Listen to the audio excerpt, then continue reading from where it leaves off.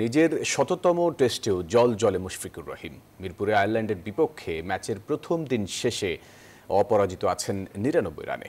শততম টেস্টে সেঞ্চুরির দেখা পেতে আর মাত্র ১ রানের অপেক্ষা মুশির। বাংলাদেশ দলও রয়েছে বেশ শক্ত অবস্থানে। ৪ উইকেটে ২৯২ রান সংগ্রহ করেছে টাইগাররা। মিরপুর টেস্টের কেন্দ্রে এখন মুশফিকুর রহিম। প্রথম দিনের শেষ ওভারে যখন ৯৭ রানে অপরাজিত, তখন মাঠের দর্শকরা নিশ্চিতভাবেই চেয়েছিলেন মুশির সেঞ্চুরির উদযাপন দেখতে, কিন্তু শেষ পর্যন্ত তা হলো না। ৯৯ রানে অপরাজিত থেকে দিন শেষ করলেন মুশি, আর বাংলাদেশের স্কোরবোর্ডে রান উঠল ৪ উইকেটে ২৯২।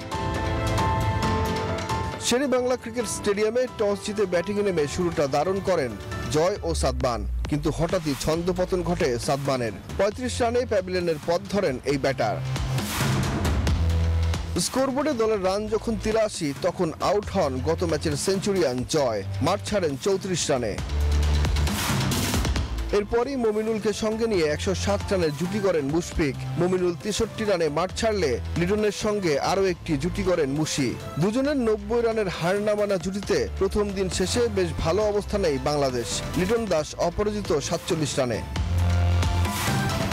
অবশ্য ৩ উইকেট তুলে নিয়ে দিনের প্রথম সেশন অনেকটাই নিজেদের করে নেয় আয়ারল্যান্ড। তবে টাইগার ব্যাটারদের দাপট লাঞ্চের পর কেবল বেড়েছেই। পুরো দিনে টাইগারদের হারানো ৪টি উইকেট তুলে নিয়েছেন সফরকারী অফ স্পিনার অ্যান্ডি ম্যাকব্রেইন। সুখন সরকার, নিউজ 24, ঢাকা। যুক্তরাষ্ট্রের ১ নম্বর জিম চেইন গোল্ডস জিম এখন আবারও বাংলাদেশে। বসুন্ধরা আবাসিক এলাকা ও বসুন্ধরা সিটি শপিং মলে